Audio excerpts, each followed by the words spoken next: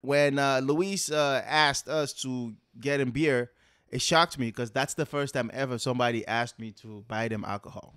Yeah, and we were like pretty much newlyweds at this time. Right. Or maybe we were still dating. I don't know. I don't even remember. But maybe we were like engaged or dating pretty seriously at this point.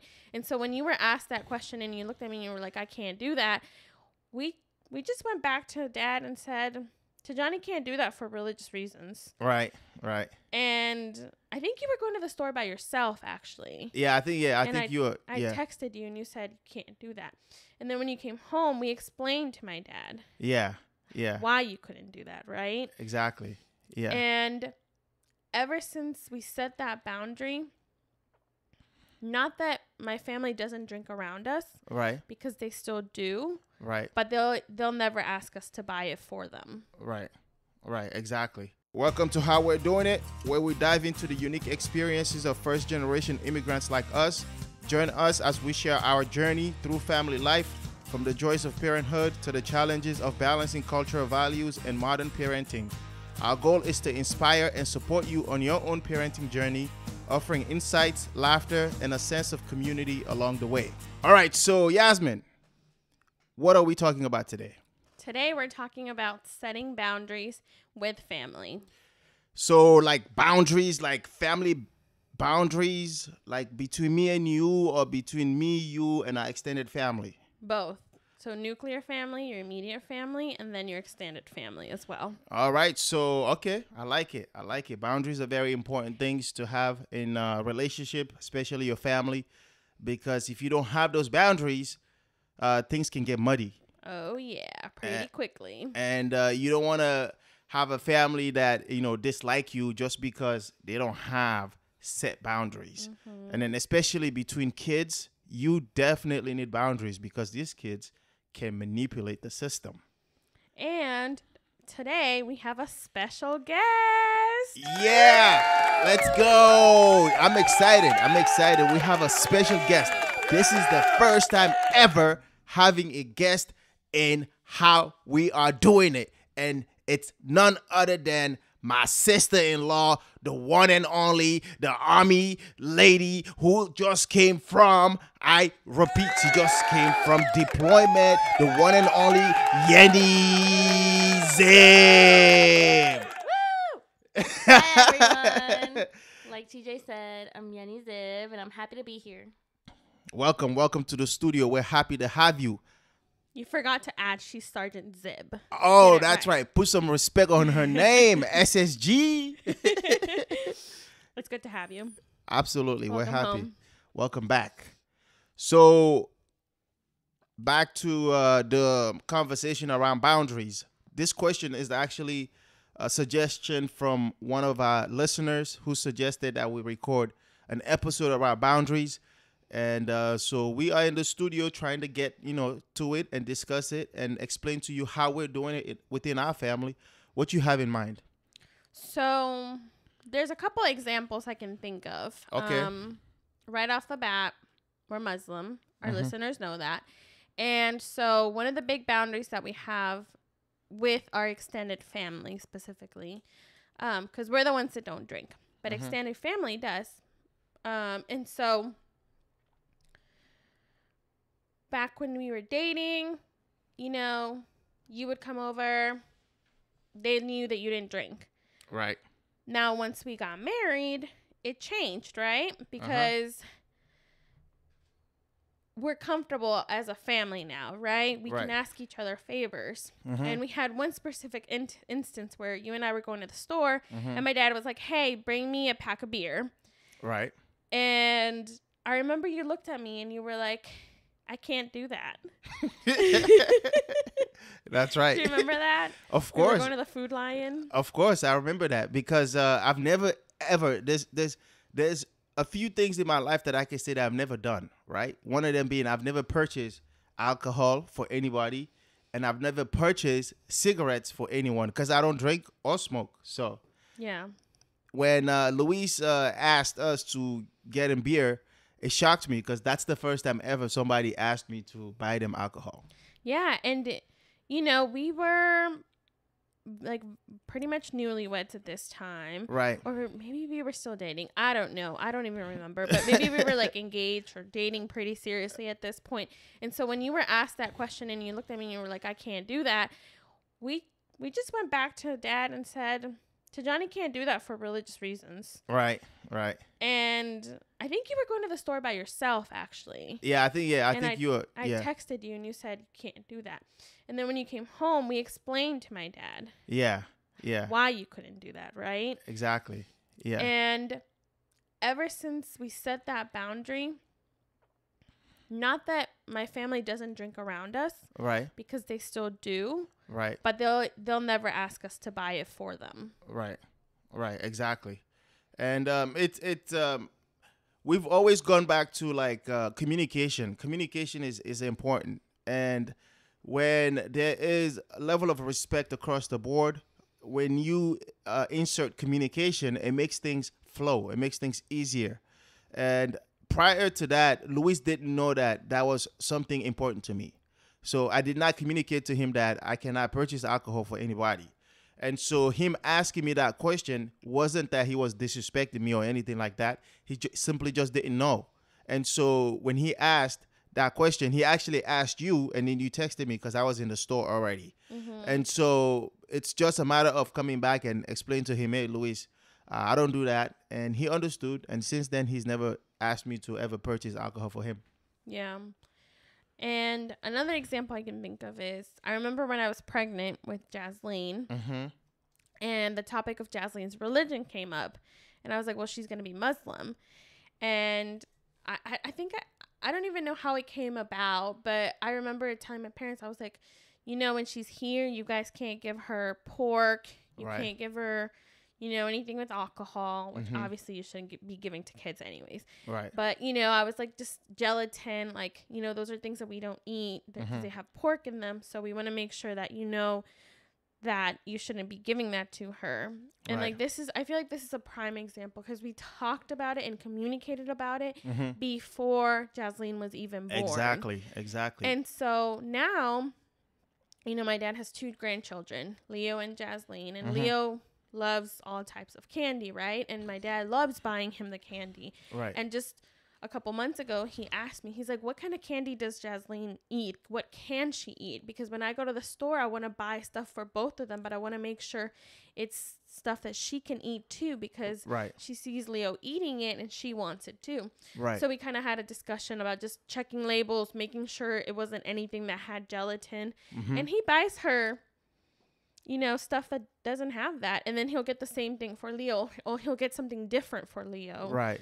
Since Leo can have that gelatin, and it works out pretty well. Right. Absolutely. And it goes back to mutual respect and communication. And they've received it really well to the point of like, it surprises me. Right. And like your mom spends a lot of time with Yazmin and Leo as well. So the fact that, sometimes we're not around her, but she's aware that this is Yazmin's religion and this is how Yazmin's lifestyle is. And so they respect it. And because of that, I love it. I love definitely seeing the interactions between us and setting that boundaries and communicating what our belief system is and your family being receptive to it. And it makes things easier for everyone, you know, like it's not something that we need to repeat. It's not something that we need to argue over or, mm-hmm. Bring up. Like everyone just kind of respects that. Yeah. This boundary was set and therefore there's no issues. Yeah. And I mean, this is probably out of scope, but when we talk about boundaries, it's also similar across the board for our friends, right? Because I remember when we were in Virginia, in Manassas, we would host our friends over to come over to our house. Well, it's not really our house, the basement. They'll come over. Our apartment. Yeah, the apartment. So they'll come over to our place. We would host them and have little parties. And so they know what to expect when they come to our place. They know that our place would never have any alcohol.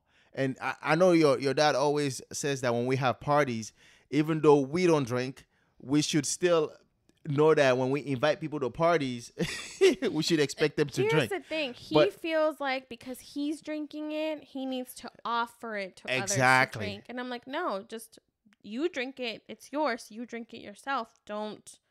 Exactly. You don't need to offer to anyone. He's like, well, I feel bad. I'm like, okay, well, that's you feeling bad. I rather you feel bad and not give them any than get them drunk too. Exactly. And the part what I wanted to add is that our friends know that we don't drink. Mm-hmm. So when they come to any of our events, they don't expect to be served alcohol. Mm-hmm. And so that is also a boundary that, you know, even we don't sit around and communicate it to our friends. They just know that we don't drink. That's like implied. We don't drink, so they don't expect alcohol to any of our events. And so that's why I don't feel bad if when Luis say that, you know, we should have alcohol available, because all of our friends literally know that we don't drink. So they don't expect us to buy alcohol for any event. I think it's a cultural thing for him too. Right. Like culturally. Definitely. In Mexico, that's like everyone's go-to drink, you know, like, oh, let me offer you a beer. It's like being a good neighbor type of thing. Yeah. But it's a very different culture here in the U.S. and even like, I feel like for us as Muslims, you know, we'll give you food over alcohol any day. Right. Absolutely. And so that's that's boundaries between us.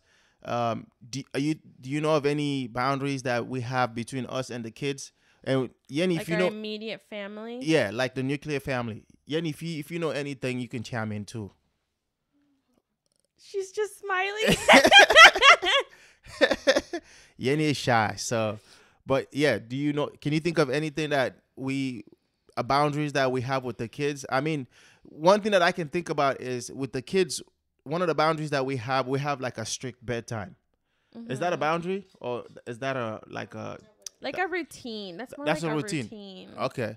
Well, we have a bedtime and the kids respect it. And sometimes if we're out, Yazmin even holds us accountable sometimes. If we're out and she realizes that it's her bedtime, she would, like if we're at the abuelo's house, like her grandparents' home, and she realizes that it's bedtime, she would actually start picking up her shoes and her toys and telling us she wants to go to bed. Okay, bed. Yeah, okay, bed. And we have to like pick up things and leave. Like wrap it up. Yeah, that's her cue. Yeah. Like it's time to get going. Yeah. But yeah, that I guess boundaries between the kids are still very young. The kids are young. Yeah. I'm trying to think.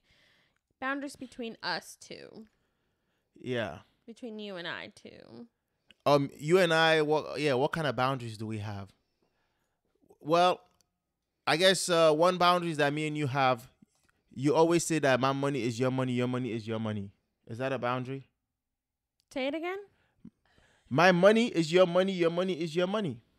It should be like that, but I know we be sharing. So no, that's not a boundary. It is a boundary. No, it's not.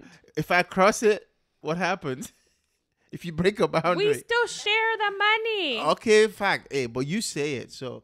Okay, Yeni has something to say. Give her the mic. I was just going to say that sounds like a limit. Like, that doesn't even sound like a boundary. Okay, do you have an example of a boundary? I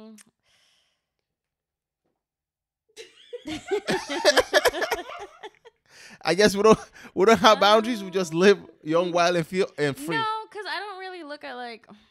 Okay, when I think of boundaries, I'm thinking of like how... Because I'm such a people pleaser to where... In therapy, like my therapist was like, okay, well, you know, speak up when someone's crossing a boundary, right? So right. Like, that's what I try to do. But I'm not a confrontational person. Right. The boundaries, and speaking up your boundaries leads to confrontation sometimes.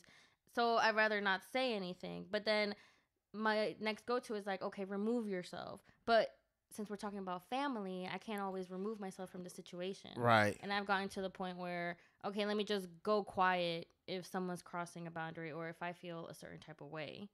But wow. Because it's family, I don't know. You kind of just have to, like, get out the funk. I don't know. Get, like, just move past it because it is family and you can't hold it against anyone. Right.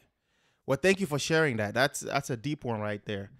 So it sounds like you shut down, like when your boundary's not respected, but you also don't set the boundary.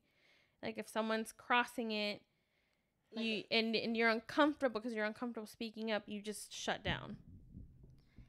Yeah, but that's like towards the very end. So like, okay, let's say like you cross my boundary, Tijani, but then I tell you about it, And, you know, I'm like feeling confident, so I told you about it. But then if you react negatively towards it, then I'm like, okay, now I'm shutting down because now it's confrontational. And now I Right. want to avoid that. Like, especially because we're family. Like, we don't need the drama. We don't need the pettiness. We don't need, like, to cause, like, a bad energy, like, especially in the home.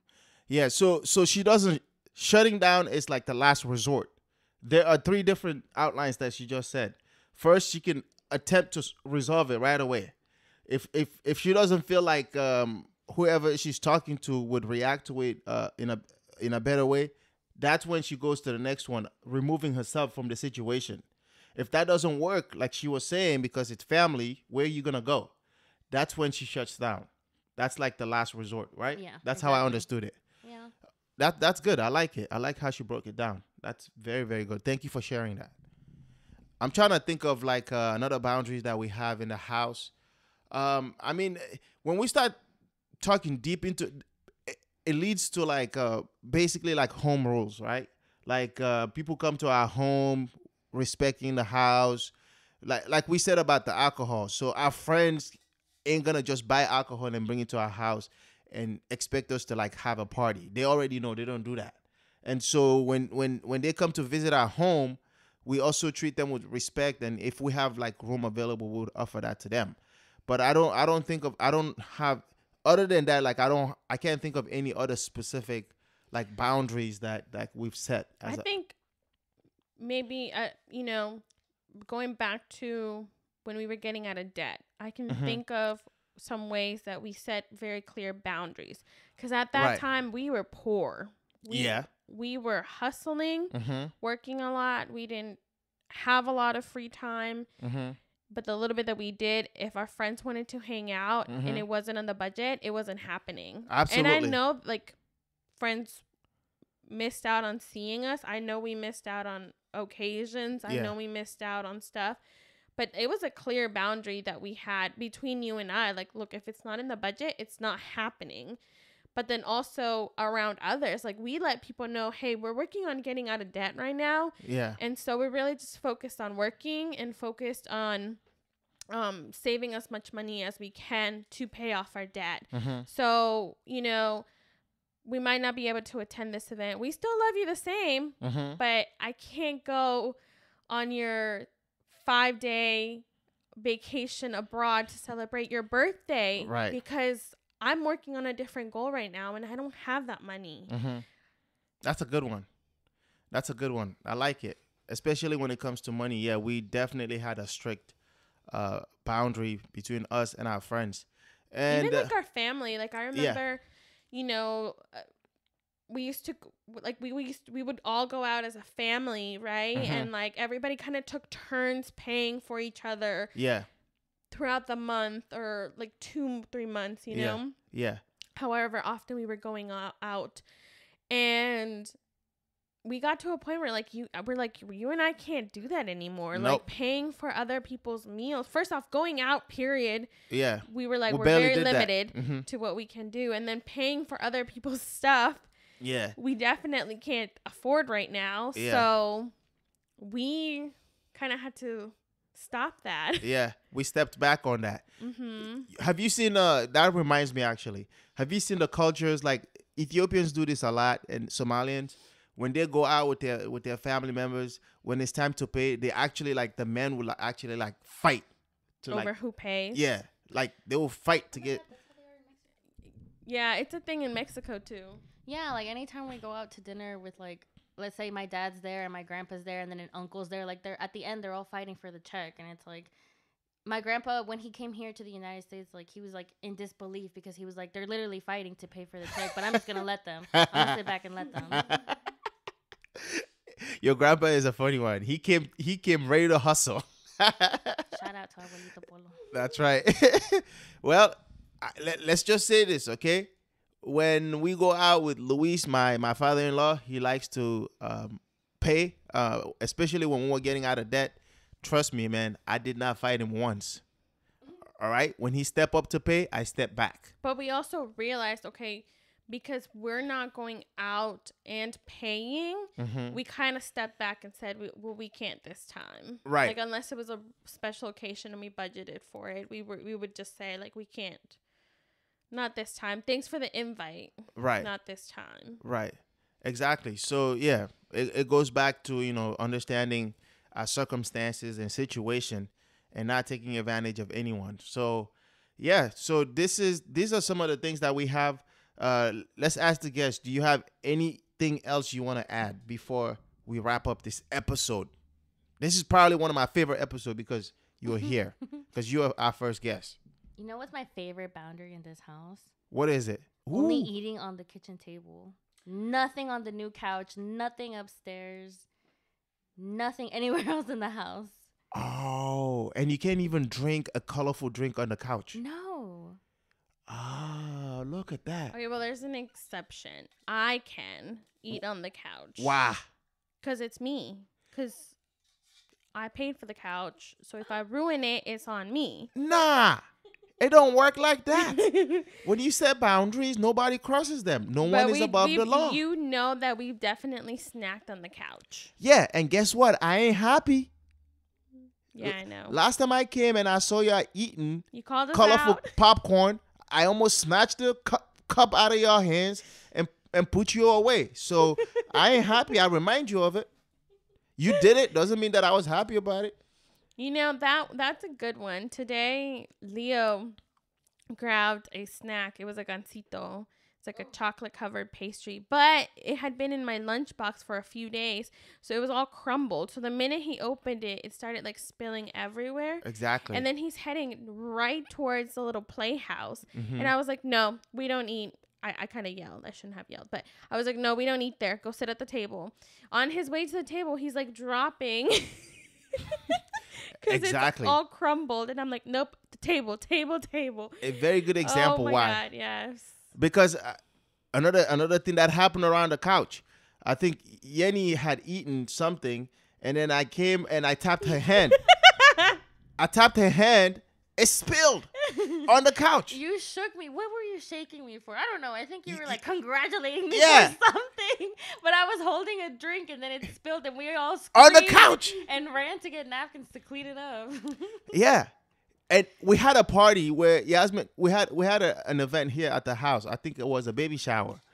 And there was a baby that tripped and then almost spilled a drink on the couch. And Yazmin almost tackled the kid like an NFL player. First off, she wasn't a baby. She was probably a kindergartner, first grader. Okay, she wasn't a baby. Okay. Second off, she was running with orange soda. The second day after buying the couch. Literally, the couch arrived Saturday, and the baby shower was maybe like a week later. Yeah. And I was like, guys, the soda fell on a lady, and all I said was Alhamdulillah. And I thank God it wasn't did your not couch. fall on my couch, and it fell on this. She was wearing a black skirt. You couldn't even tell. She was fine.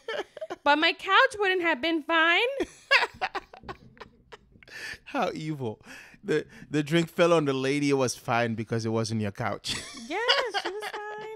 And then all they said was like, "Don't run with drinks to the girl." I don't think her mom even noticed. It is what it is. But I think another boundary that we do have that I like is we try to eat dinner together as a family every night. Yeah. And device free. Absolutely. We can. Yep. It doesn't always work out, but Yeah. No phones during dinner. And some adults that visit our home don't like it as much because they feel like it's a lot of rules in this house. I'm not the adult who's against it. There's another guest at this house. I'm for the rules. I'm for the boundaries. Ooh, cheese man. No, I'm a guest in your home, so I That's will right. abide by whatever rules y'all got. We appreciate that. That's right. Keep it that way. So that way, because when adults don't follow the rules, the thing is the kids, they look and listen. They are like sponges. So they look and listen. If we break the rules, they call us out on it, especially Leo. Yes. So it's very, very important to keep things the way they are and abiding by the rules all the time. he's so much older, so everything he sees, he's like repeating, and Exactly. copying, and then Jaslyn will see him and repeat it too. So Yeah. it's better if we, you know, whatever we want to do. Like, I think you can tell them 1,000 times, like, be nice, share, like those type of things. But when Right. you're setting the example, that's like the best way, you know, like the action, them seeing Yeah. us do things. We've talked about it before where it's teach by example. And saying things works to certain limits, but you have to show it. You have to show it to them, especially when it comes with kids. So that's what we do here at this house. I know one big thing right now too is Jaslyn is at that age where she is testing her boundaries and her limits, and she can be mean. Oh, she, yeah. She can be very mean, especially to Leo. Yeah. She'll hurt him. Yep. She'll be ugly to him. She's at the screaming age too. Like, she just screams at you. She does it to us, you know, Yeah. but when she does it to Leo, like, we're, whether it's an adult or Leo, like, we have her apologize, and if she does not apologize, because she'll say no sometimes if you ask her to apologize. If she doesn't apologize and doesn't stop the action, or she repeats the action, she's going on timeout. Yep. Timeout. And the timeout, we assign it by age.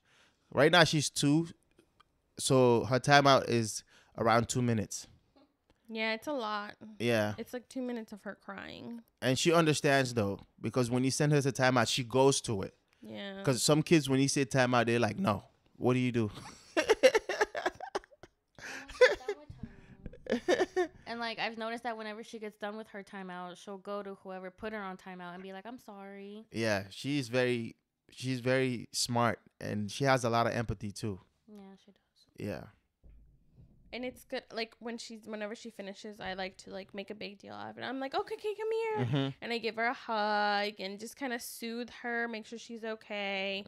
Because you want to note, like, the difference, right? Like, you got in trouble because you did this. Now you're not in trouble anymore. Like, it's time to reset and go back to whatever your day was like before you got in trouble. Right, exactly. So, any other boundaries? Yeni, Yazmin? You know, I think this is a good one. Okay. Mexicans are used to sitting around a table and just doing chisme about each other. Literally chisme about your cousins, your friends, your everybody. And it's kind of like part of our culture, right? But I don't think people realize it's not healthy to just sit at the table and talk about other people. Oh, wow. Yeah. When did you figure that out, that it's not a healthy thing to do? I don't know. Probably a couple months ago. I can't tell you like an exact date. Wow. But I know it's not healthy. Okay. I'm expecting that you're going to be reducing this behavior. She's not. Because literally...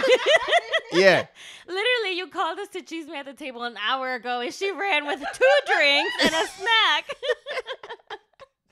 But I was gonna just piggyback off of that. Yeah, like, it's very, not toxic, but it's very, like, you're just projecting when you're just speaking negatively about other people. Yeah. Especially, like, family. Like, who are you to judge your own family for, like, whatever they're choosing to do with their lives? Like, honestly, none of us are anyone to be judging anyone. Exactly. But I don't know. Like, the chisme is just sometimes good. It's and just... you just gotta share it. It's juicy. Yeah. You just gotta sip on it. Well, my takeaway from that is that though Yazmin thinks it's not a good thing to do, there isn't any sign that you'll be stopping that anytime soon. I'm gonna pray about it. And I hope that God allows my heart to move on from that. Okay, I'll hold you accountable. Yeah. All right. Too. That sounds good. I'm gonna pray for Yeni too, so she stops being a chismosa. Looking at Yeni, she's like, I don't want that prayer. Yeni said she. Oh my God. That's really ugly because I'm not like that. But no, I'm not. I think I'm the least chismosa in the house. Ooh. Honestly. You be the one that texts me. I have chisme. You be texting me. You be texting me first. And it's petty chisme. It's like kid stuff. Like the kids did something. Leo So we were praying tonight right before bed, and right when Tijani was like, "We have to go to sleep. This is at a party." Leo started dancing his Angelito de la Guarda, and it wasn't like a little like shimmy. It was like a whole salsa dancing. Yeah. I was like, Angelito de mi guarda. he's moving right to the left, up to the back, and I'm like, what is going on? It was a party for him. And I tried to put him in bed, and y'all were geeking in the living room, and he could hear y'all. I'm so unserious. It was just so funny to me. That's crazy. Yeah. Anything else? No, we're just unserious parents. According to Yeni, we can't be taken seriously. We laugh at our kids. We'll get there. We'll get there, little by little. That's right. Thank you for tuning in into another episode of How We're Doing It. We hope today's discussion on family has resonated with you. If you have any thoughts or questions, we would love to hear from you. Reach out to us at HWDI Podcast or leave a comment. Don't forget to subscribe for more inspiring conversations on family and other topics. Until next time, take care. Take care, Mama. Bye-bye. Bye-bye.